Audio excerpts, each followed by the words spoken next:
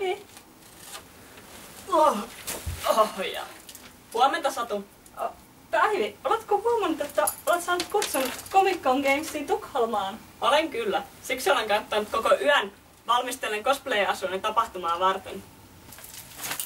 Mutta eikö Koniin ole vielä kuukausi aikaa?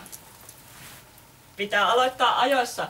En ole menossa sinne pelkästään esittelemään pukujani, vaan myös pitämään erilaisia luentoja ja tuomaroimaan World Cosplay Summit 2015 karsintakilpailun. Kuulostaa hienolta. Minäkin tulen mukaan. Tervehdys kaikille.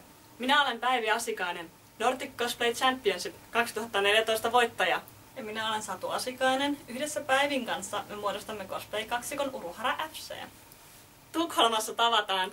Vises!